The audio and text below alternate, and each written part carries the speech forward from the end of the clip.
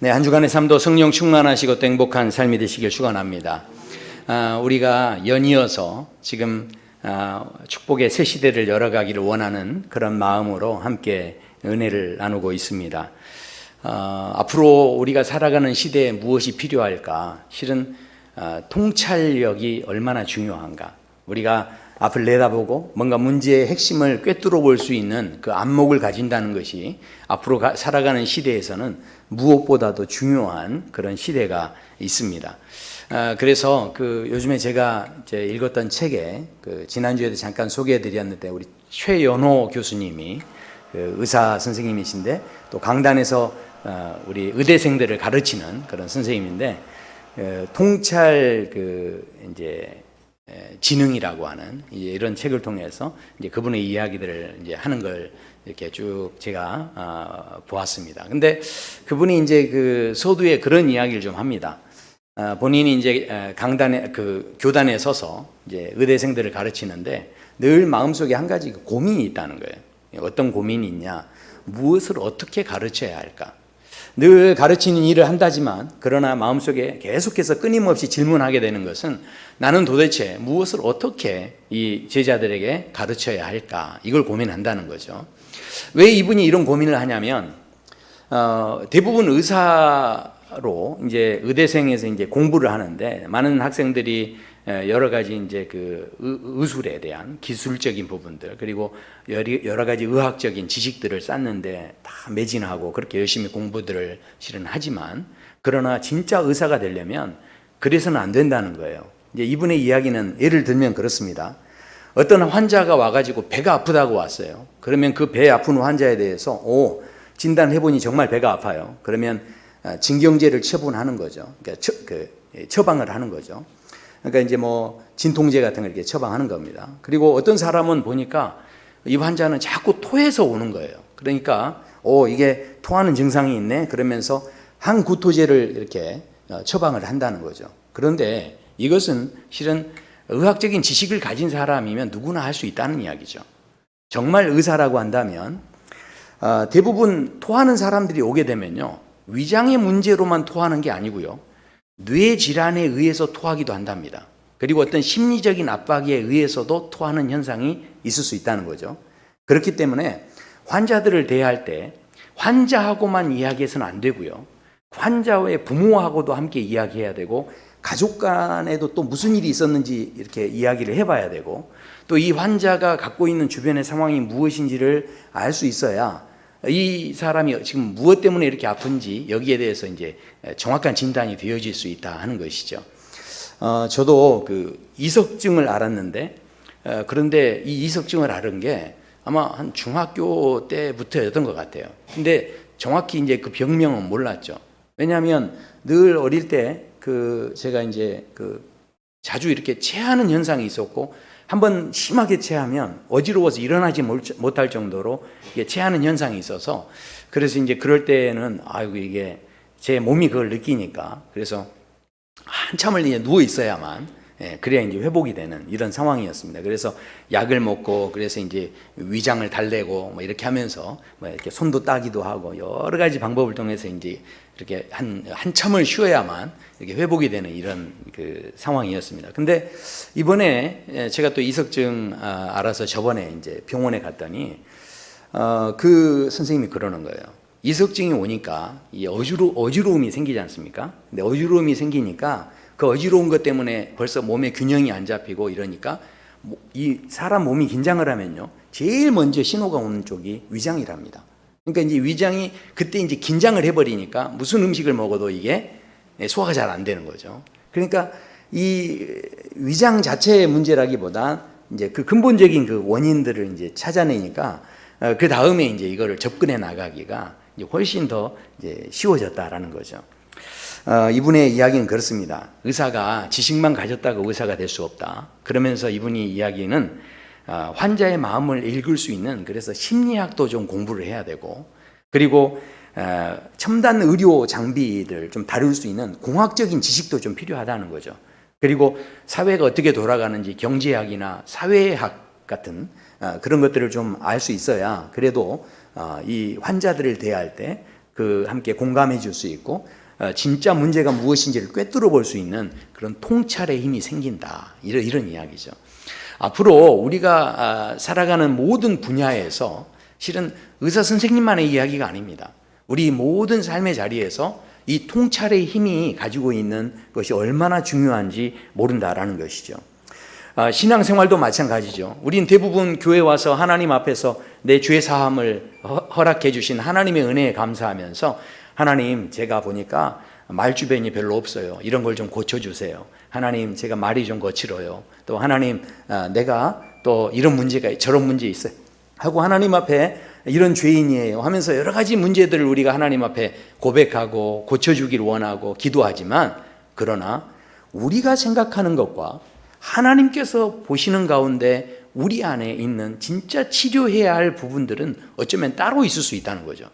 나는 하나님 앞에 이게 아픕니다, 이게 문제가 있습니다 했는데 하나님께서는 오히려 우리 안에 있는 아집이 문제고 너희들 안에 고집이 문제다, 너희들 안에 욕심이 문제다, 오히려 하나님께서 치료하기를 원하시는 부분은 전혀 우리 생각지 못했던 부분이 되어질 수 있다는 것이죠.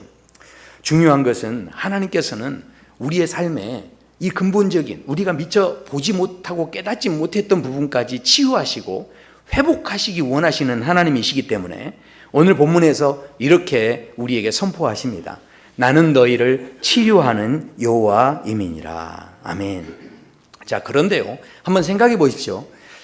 마라라고 하는 쓴물을 경험하면서 이 사람들이 원망했고 불평했습니다. 그때 하나님께서 나뭇가지를 던지게 하시고 쓴물이 단물이 되게 하셨는데 얼마나 놀라운 기적입니까? 자, 그런데 그 기적을 경험하고 난 다음에 이 사람들이 가게 된 곳은 엘림이라고 하는 오아시스가 있는 곳이었습니다. 거기에는 12샘이 있고 종려나무 70그루가 있는 아주 함께 그 오아시스 치고는 대단히 그 이스라엘 백성들에게 있어서는 너무 소중한 그런 장소였겠죠.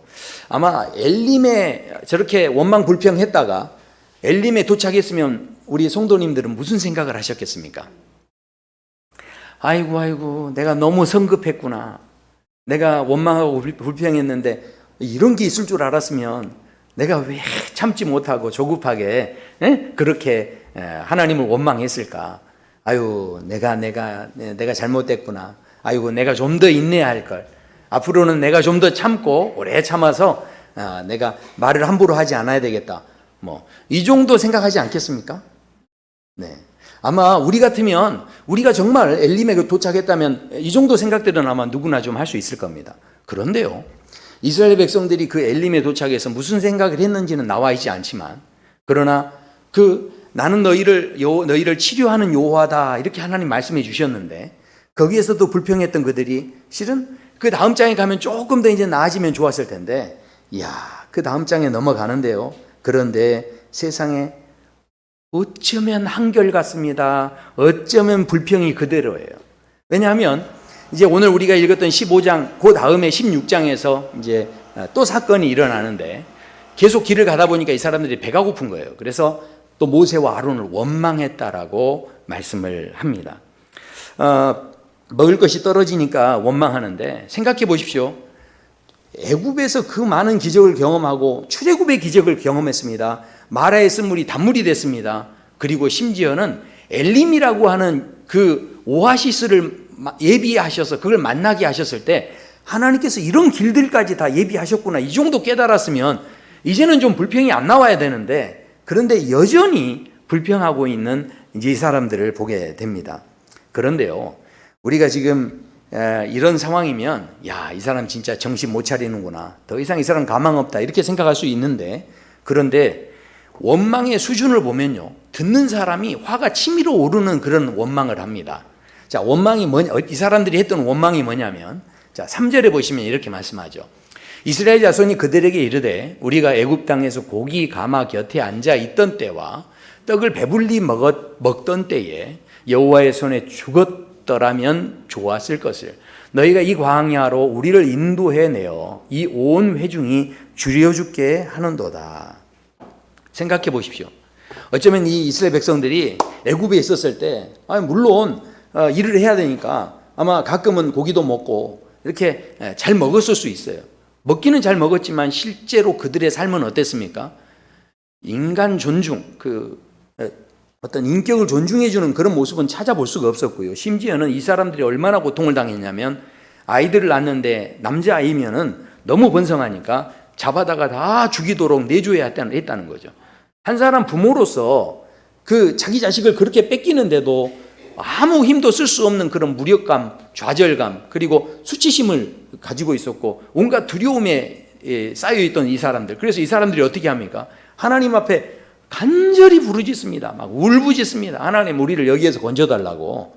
그렇게 울부짖어서 거기에서 하나님께서 기껏 도와줬더니 이제 살만하니까, 이제 떡 좀 먹을만하니까, 지금 상황 속에서 조금 더 이제 숨 쉴만 하니까, 그러니까 어떻게 했다는 겁니까? 옛날 버릇이 그대로 나왔다는 거예요. 제가 저번에 우리 한 목사님 만나서 이렇게 이야기하는데 그 목사님이 그러더라고요. 결혼이라고 하는 단어가요, 원래 이렇게 긴 문장인데 이게 긴 문장을 이렇게 줄인 말이래요.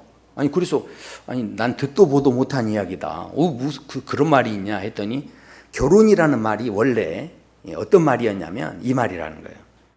결국에는 혼자가 낫더라. 이 말을 이렇게 줄였다는 거예요. 네. 그래서 참 세상에 그런 말이 있냐 그랬더니 또 그러더라고요. 이혼이 뭐냐, 이혼이. 이혼은 딱 봤더니요, 이제야 깨달았네, 혼자가 낫더라. 그게 이혼이라는 거예요. 그럼 재혼이 뭐냐 그랬더니 젠장, 혼자가 낫다니까. 제가 이제 참 그 이야기를 들으면서 물론 이제 웃고 넘어가긴 했는데, 지금 이 사회가 갈수록 실은 생각해 보십시오. 하나님께서는 결혼이라는 거 얼마나 아름답게 만드신 거예요.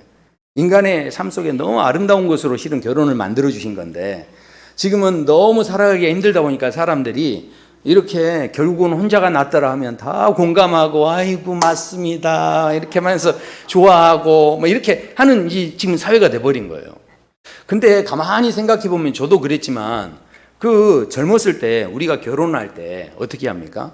하나님 제발 저 좀 시집가게 해주세요. 하나님 제발 저 좀 결혼하게 해주세요. 그때는 그렇게 하나님 앞에 심지어는 저 때만 해도 우리 청년부에서 다른 사람들은 뭐 작정 기도도 하고 그랬거든요. 그러면 그렇게 작정 기도 해가지고 하나님이 그때 딱 결혼도 시켜주고 그랬는데 지금은 어떻다는 거예요? 다 나이 들고 살 만큼 다 살아놓으니까 이제 다 귀찮다 이거. 자기 혼자 살고 싶으니까 어떻게 하는 겁니까? 혼자가 낫더라. 이러면 하나님께서 처음에 그렇게 안달복달 해가지고 결혼하게 해달라고 했을 때 시켜주셨다는 하나님 얼마나 섭섭하시겠어요. 그러니까 한번 생각해 보십시오. 실은 이런 불평을 할 때, 이런 종류의 불평을 할 때 우리 같으면 야 이놈 너 은혜도 모르는구나 이렇게 이제 이야기할 텐데, 하나님께서는요 여기에 대해서 화내지 않으시고 여기에 대해서 아주 친절하게 그렇게 대답을 해 주십니다. 자, 하나님께서 어떻게 대답해 주시느냐? 4절에 이렇게 말씀하시죠. 그래 너희들 배고프니? 그러면서 보라 내가 너희를 위하여 하늘에서 양식을 비같이 내리신다는 거예요. 그러면서 이제 하시는 이야기가 이제 너희에게 내가 만나를 주고 메추라기를 내가 그러면 허락해 주겠다, 이 말씀을 쭉 하십니다. 그리고 이 4절에서부터 이 말씀을 쭉 하신 다음에 12절에 가면 이런 말씀을 하세요. 내가 이스라엘 자손의 원망함을 들었노라. 그들에게 말하여 이르기를 너희가 해질 때에는 고기를 먹고 아침에는 떡으로 배부르리니. 이 말씀이 너무 은혜롭더라고요. 하나님이 새벽 배송을 해주시고 저녁 배송을 해주신다는 거예요. 얼마나 귀한 말씀이에요. 그러니까 나는 가만히 앉아있으면 새벽마다 배송이 돼 있는 거예요. 먹을 것들이 얼마나 좋습니까? 그러니까 그러면서 이제 마지막 하시는 이야기가 내가 여호와 너희의 하나님인 줄을 너희가 알 것이다, 이제 이렇게 말씀하셨다라는 것이죠. 자, 그런데 여기에서 지금 굉장히 흥미로운 게 있습니다. 이 말씀의 흐름 속에서 정말 우리가 좀 다시 한번 생각해 봐야 할 아주 중요한 이야기가 있는데, 그것은 뭐냐면 마라의 쓴물이 단물이 되게 할 때도 하나님께서 이런 말씀을 하세요. 그들을 위하여 법도와 율례를 정하시고 그들을 시험할세, 이런 말씀을 하세요. 자, 그리고 오늘 또 원망을 했습니다. 그랬을 때 이 만나를 주시기 전에 주시면서 무슨 이야기를 하시냐면 이 하늘 양식을 내리시겠다라고 하면서 또 이런 이야기를 하세요. 내 율법을 준행하나 아니하나 내가 시험하리라. 그러니까 이게 지금 이상한 거예요. 이상한 걸 못 느끼시겠어요? 어떠세요? 실은요, 하나님께서 율법을 주신 것은요, 조금 이제 시간이 지나고서입니다. 나중에 시내산에 가서야 하나님이 율법을 주세요. 그러니까 이전까지는 지금 율법을 주신 적이 없으세요. 그런데 갑자기 율법을 주신다고 하고, 율법을 뭐 순종하라고 하고, 율법을 지키는지 안 지키는지 보겠다라고 하시고, 그러면서 시험하신다고 하는데, 제가 지난주에 말씀드렸지만, 마귀가 하는 시험은 우리를 넘어지게 하는 유혹이죠. 템테이션이죠. 하나님이 하는 시험은 우리를 테스트하고 훈련하시는 거예요. 아니 근데 율법이 없는데 어떻게 훈련합니까? 율법은 나중에 주시는데요. 자, 이게 지금 굉장히 중요해요. 왜냐하면 하나님께서 왜 이렇게 이야기하셨냐면 이스라엘 백성들에게 그러면 주신 율법이 뭘까요? 바로 지금 이 하늘 양식을 주면서 이야기를 하시는데 그 하늘 양식을 받을 때는 아침에 일찍 나가서 그 양식을 거두어 오라는 거예요. 그리고 여섯째 날이 되면 그 여섯째 날 가서는 양식을 갑절을 줄 것이니 2배로 이렇게 거두어 오라는 겁니다. 그리고 안식일에는 나가지 마라. 이런 이야기죠. 안식일을 거룩하게 하시고 이것을 지키라고 하신 율법은 실은 나중에 주신 거예요. 그런데 지금 여기에서 이 말씀을 하신다는 것은 실제로 이 이스라엘 백성들에게 지금 어떤 의미에서는 가장 최초로 율법을 주셨는데 원칙을 하나 주셨는데 그것은 이 만나를 거둘 때 여섯째 날 날마다 아침마다 가서 이렇게 만나를 거두어 오고 여섯째 날에는 2배를 거두어서 주일날에는 그러니까 안식일에는 나가지 말라.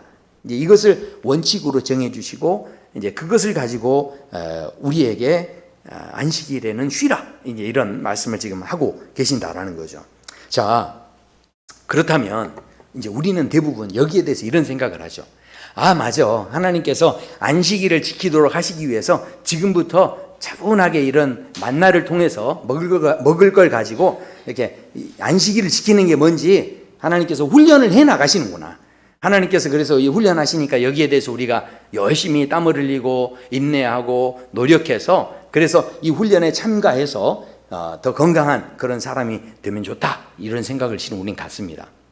자, 그런데 실은 하나님이 하시는 훈련은 그런 게 아니었다는 거예요. 어떤 사람이 기네스 기록에 관심이 굉장히 많은 분이셨어요.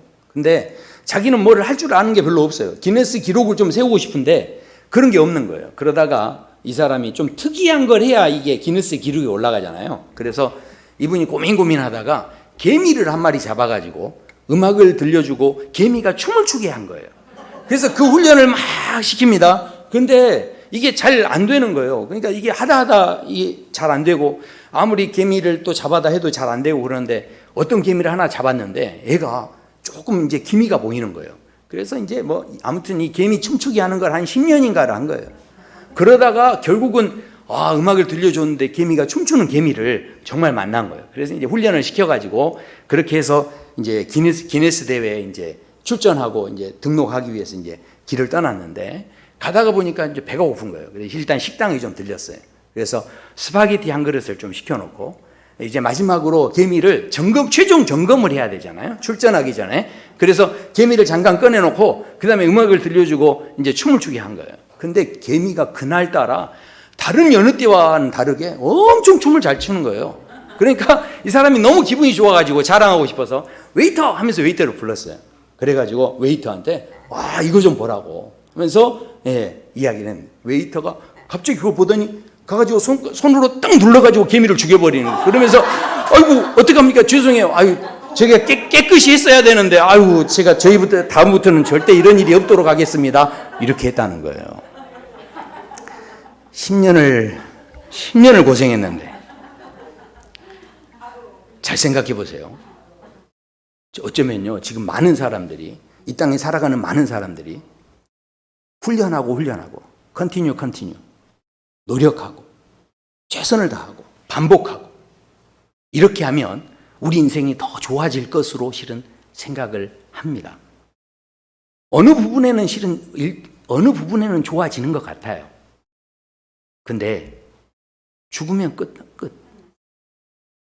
그렇게 훈련했는데 죽으면 끝나요. 자, 한번 생각해 보십시오. 우리가 너무 훈련하는 데만 집중해 있다가 정작 중요한 건 다 놓쳐버릴 수 있다는 거예요. 그렇게 훈련해가지고 성공했는데, 그렇게 성공해가지고 뭔가 잘하는 것 같은데 정작 중요한 건 잃어버리고 맨날 훈련하는 데만 내가 이렇게 마음을 너무 쓰고 있을 수 있다는 거죠. 우리가 지금 광야 생활에 대해서 하나님이 우리를 훈련시키는 과정이다, 이렇게 우리가 지금 생각하지만 하나님께서 하시는 훈련의 과정은 뭔가 참고 인내하고 견디고 애쓰고 뭐 이렇게 하는 부분이 아니었다는 거예요. 하나님이 하시는 훈련은요, 어떤 것이었느냐? 의외로 하나님은 뭐라고 하시냐면 분명히 너희들이 지키는지 안 지키는지 보자 이렇게 해놓고도 이 사람들이 그걸 잘 못 지키니까 어떻게 합니까? 그 사람들에게 친절하게 대하시는 거예요. 사람들이 생각해 보십시오. 지금 여기 계신 분들이 내가 만나를 가지러 간다 이렇게 하면 아침에 하루치만 가져오라고 했잖아요. 자, 그러면 하루치만 가지러 이제 다 가는 거예요. 자, 그러면 어떻게 우리 전 집사님 나가서 하루치만 가져올 겁니까? 네, 우리 전 집사님은 정말 너무 순종적이셔가지고. 근데 저 같으면 절대 하루치만 안 가져올 거예요. 하루치에서 조금 더 가져올 것 같아요. 나가서 하루치만 어떻게 가져옵니까? 많이 있는데, 그렇죠? 많이 있는데 어떻게 제 마음을 그렇게 잘 알지? 많이 있는데 그 하루치만 딱 가져와요. 어떻게? 그냥 하루치에서 그래도 조금 더 가져오지 않겠습니까? 우리 아들 조금 더 주고 싶은 마음에 더 가져오고 이런 마음이 있어서 더 이제 저 같으면 가져올 거예요. 자, 그런데 이 사람들에게요, 무슨 일이 생기느냐? 저와 같은 마음을 가진 사람들이 있었다는 거예요. 그래서 거기에 무슨 일이 생기느냐? 그들이 모세에게 순종하지 아니하고 덜어는 아침까지 두었으니 벌레가 생기고 냄새가 난지라. 모세가 그들에게 노하니라. 모세가요, 이것들 정말로 왜 이렇게 말을 안 듣는 거야? 그러면서 모세가 화를 냈다는 거예요. 근데 놀랍게도 여기에서 하나님께서 화내셨다는 이야기는 없어요. 모세가 화낸 거지 하나님께서 화내신 건 아니에요. 자, 그리고요, 뭐라고 합니까? 무리가 아침마다 나가면 거둘 만큼만 딱 거두면요, 햇빛이 딱 나타나면 다 이건 사라져 버렸어요. 그러니까 아침에 못 거두면 없어지는 거예요. 그래서 어떻게 합니까? 나가면 더 많이 거두려는 마음이 있는 거죠. 그래서 이제 했는데, 그런데 결국은 이게 다 없어집니다. 결국은 이제 순종하지 않아서 이제 문제가 생긴 거예요. 썩어버린 건데. 자, 이뿐만이 아닙니다. 또 한 가지 원칙이 있었는데 6째 날에는 2배로 거두는 거예요. 그러면 2배를 딱 갑절을 거두는데, 저희도 살다 보면 그런 것 같아요. 광고 시간에 꼭 광고 안 듣고 꼭 또 못 알아듣고 그래도 꼭 7째 날 거두러 가는 사람이 있어요. 그래서 나중에 이야기해 보면 못 들었대. 네. 광고 그렇게 했는데 못 들었대. 그러니까 우리도 보면 광고를 제대로 못 듣고 6째 날 나간 사람이 있었을 거예요. 자, 그런데 생각해 보십시오. 하나님께서 분명히 이거 지키는가 못 지키는가 보신다고 그랬잖아요. 그러면 7째 날 나오는 사람이 있으면 어떻게 해야 돼요? 하나님이 이제 혼내시는 거죠. 그리고 하나님은 막 벌을 주시고 그래야 되는 거죠. 그런데 그게 뭡니까? 사람이요, 다른 사람을 훈련시킬 때요, 뭔가 그렇게 체벌을 해야, 벌을 줘야 이게 각인이 돼가지고 이게 훈련이 제대로 되는 겁니다. 그렇게 안 하면 훈련이 안 돼요. 그래서 이 벌을 줘야 되는 거예요. 근데 하나님께서 거기에서 벌을 주셨다는 이야기가 없어요. 그리고 자, 뭐라고 하시느냐? 하나님께서 훈련하시는 그 과정을 보면 하나님께서 전혀 그런 말씀 없으시고 거기에 대해서 또 친절하게 이제 이것들을 이제 설명해 주시는 그런 모습을 봅니다. 결국은 하나님께서 하시는 훈련은, 우리가 하는 훈련은요, 계속해서 막 애쓰고 인내하고 막 땀 흘리고 이렇게 해야 훈련인데, 하나님이 생각하시는 훈련은 그런 차원이 아니었다는 거예요. 하나님이 말씀하시는 훈련은 바로 그것이 하나님이 치료의 과정이었다는 거예요. 이게 왜 그렇습니까? 바로 이 말씀이 있기 전에 하나님이 나는 이미 너희를 치료하는 하나님이라고 말씀하셨잖아요. 그러니까 하나님은 치료하는 마음을 갖고 훈련을 시키시는 거예요. 자, 생각해 보십시오. 우리가 병원에 입원을 해서 환자가 누워 있으면 어떻게 합니까? 환자가 누워있기만 하면 되는 거예요. 그러면 의사 선생님이 와가지고 어떻게 합니까? 다 청진기로 재보고, 또 우리 간호사 선생님들이 와가지고 어떻게 합니까? 주사도 놔주고, 또 어디가 막 찢어졌으면 어떻게 합니까? 마취하고 막 꼬매주고, 그 다음에 어떻게 합니까? 엎어져 있으면 막 이렇게 뒤집어주고, 그 다음에 막 꼬매주고 이런 거, 그 다음에 어떻게 하죠? 막 주사도 넣고 다 이렇게 하는 거잖아요. 그런데 생각해 보세요. 환자가 가가지고 막 땀 흘리고 인내하고 막 자기가 견디고 막 이렇게 해가지고, 그렇게 해가지고 자기가 뭐 회복되고 치료되고 막 이렇게 되나요? 환자는 가서 그냥 누워 있는 거예요. 그리고 다 누가 합니까? 의사 선생님하고 간호사 선생님이 다 알아서 해주는 거지, 환자가 거기서 뭐 다른 거 하는 거 아니에요. 우리가 대부분 훈련이라는 건 어떻게 하는 거예요? 올라가! 그러면 막 올라가는 거죠. 그럼 막 올라가서 땀을 막 흘리고 올라갔어요. 그런데 기껏 올라갔더니 뭐라고 하냐? 이제 내려와! 그러면 어떻게 합니까? 또 막 땀을 흘리고 막 내려와야 됩니다. 그러면 내려오기만 합니까? 속으로는 막 화딱지가 나가지고 어떻게 하죠? 자기는 입으로 하고 나는 몸으로 하냐? 막 그러면서 이렇게 이야기하는 거잖아요. 대부분요, 이렇게 훈련의 과정들이요, 의외로 그 마음에 실은 마음이 메마른 사막이 될 수도 있어요. 훈련이라는 것이요, 막 몸만 힘든 게 아니에요. 마음도 힘들어져요. 그러니까 이 훈련을 하는데, 우리는 대부분 훈련이라면 그런 생각을 갖고 있는 거예요. 그런데 하나님께서 지금 만나를 통해서 훈련을 시키시는 것은 그런 차원이 아니에요. 아침에 나갔더니 만나가 있어서 거둡니다. 그런데 놀라운 건요, 하루 것 가져오라고 그랬어요. 한 오멜을 가져오라고 했는데, 한 오멜이 그 수치로 보면요 2리터입니다. 그러면 그때는 무슨 저울이나 이런 게 없었을 텐데, 내가 딱 가져오면 이게 한 오멜인지 두 오멜인지 어떻게 알아요? 이게 잘 모르죠. 근데 너무 놀라운 건요, 17절 18절에 이런 말씀이 나와요. 이스라엘 자손이 그같이 하였더니 그 거둔 것이 많기도 하고 적기도 하나. 사람마다 저울이 없으니까 다 달랐다는 거예요. 근데 18절 같이 한번 읽어보시죠.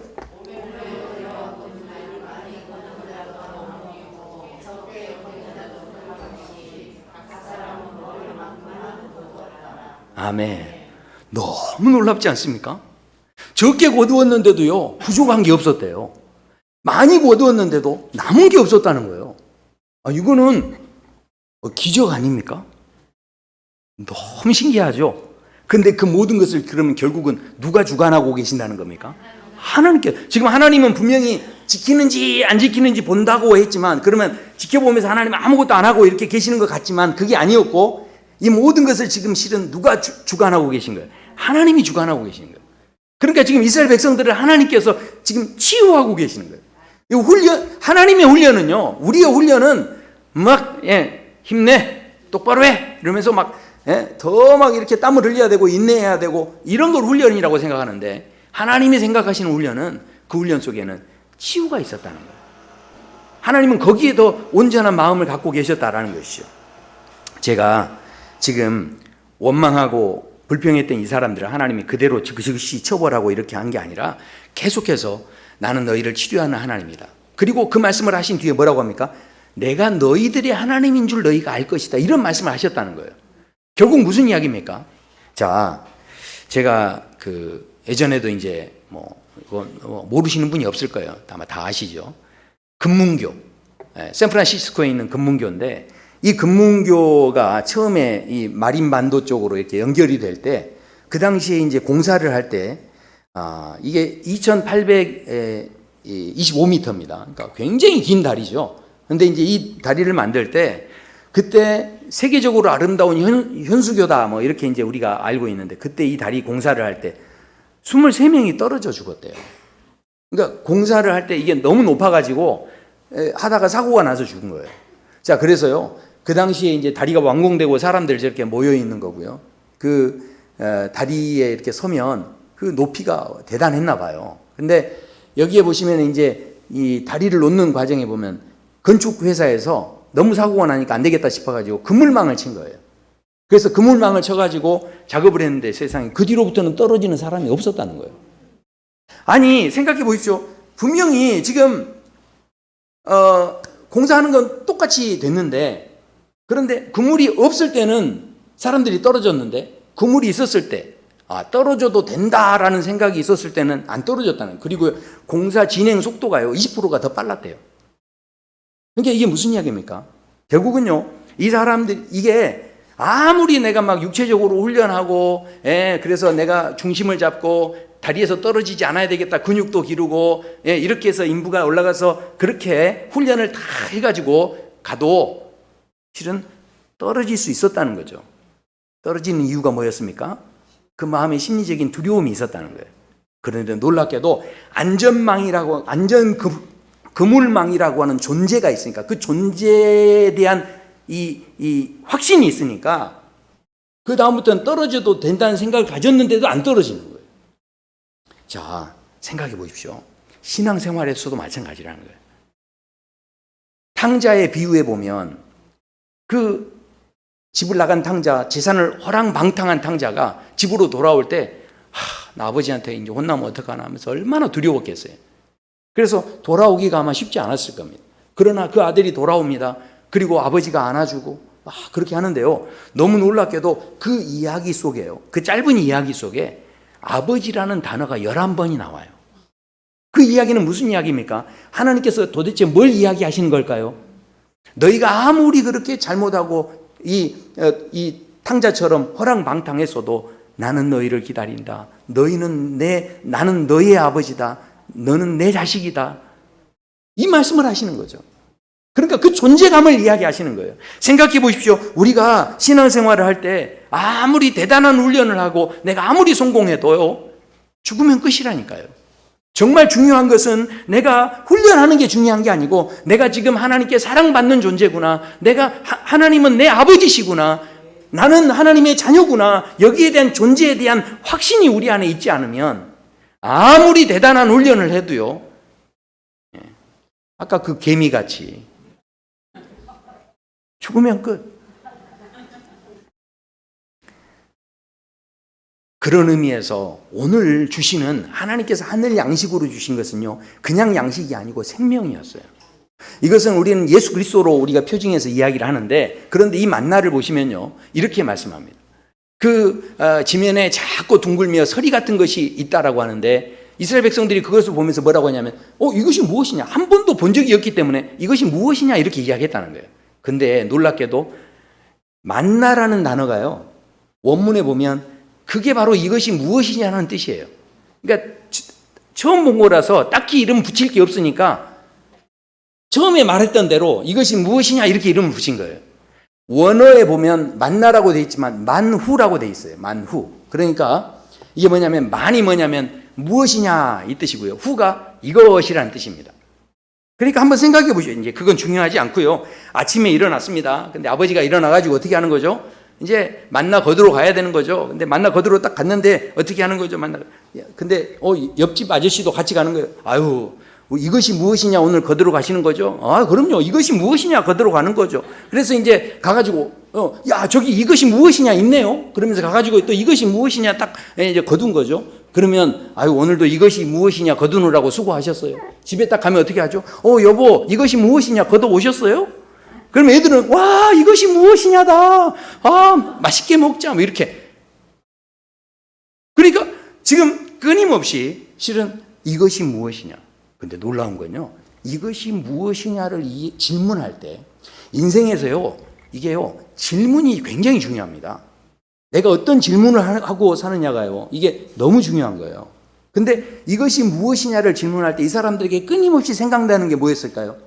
늘 불평하고 원망했지만, 그러나 끊임없이 하나님은 하늘 양식을 주시면서 그래도 모세는 화를 냈지만 그래도 하나님 화내지 않으시고 품어주시고 안아주시고 그래도 친절하게 대해주시고, 그렇게 하는 분이 바로 하나님이시라는 것을 알게 되고 깨닫게 되고 그 은혜를 느끼게 되는 시간이 바로 이 만나를 먹는 시간이었다는 거죠. 그들이 종살이하면서 그 마음에 쓴뿌리가 있습니다. 수치심이 있어요. 두려움이 있어요. 그 안에 자기도 모르게 과거에 상처가 있고 열등감이 있는데, 그런데 하나님의 그 만나가 들어가면 들어갈수록, 만나를 먹으면 먹을수록 내가 어떻게 되는 거죠? 내 옛사람은 다 없어지고 내 안에 예수 그리스도의 그 십자가의 보혈의 은혜, 주님께서 떡을 떼셔 주셨는데 그 떡이 바로 만나죠. 예수님께서 내 안에 계시면서부터 그 모든 옛사람이 다 쓴뿌리가 다 사라지고 이제 더 이상 쓴뿌리가 아니라 내가 하나님의 자녀라고 하는 그 확신 안에 서기 시작하면서부터 이 사람의 삶이 어떻게 됐나요? 우리가요, 열등감, 수치심, 두려움, 내가 막 훈련하고 노력해서 없애는 사람들이 있어요. 그러나 그게 진짜 없어진 것이 아닙니다. 그 내면의 잠재의식 속에는요, 아직도 그 쓴뿌리들이 남아있는 거예요. 이것은 연습으로 되는 게 아니에요. 훈련으로 되는 게 아닙니다. 이것은 온전히 주님을 받아들임으로 되는 거죠. 그렇기 때문에 정말 생명을 우리가 받아들일 때 진짜 변화를 경험할 수 있고요, 새로움을 경험할 수 있다는 것이죠. 그러니까 하나님께서는 지금 우리를 그저 힘들게 어렵게 이 말씀을 자꾸 주시는 것은 어렵게 훈련하시려고 우리를 주시는 게 아니라 우리를 그것을 통해 치료하는 과정 속에 계셨다라는 것이죠.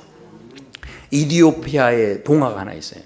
이디오피아의 두 탐험가가 이디오피아 구석구석을 다 이렇게 돌아다니는데 이 사람들이 정보를 수집해가지고 지도를 만듭니다. 그리고 금과 은을 구하려고 여러 가지 지질도 연구하고 또 돌들도 찾아내가지고 어디에 금맥이 묻혀 있는지 이런 것들을 막 찾아내는 거예요. 그런데 그런 것들을 다 했다라는 이야기를 이디오피아 그 황제가 들어요.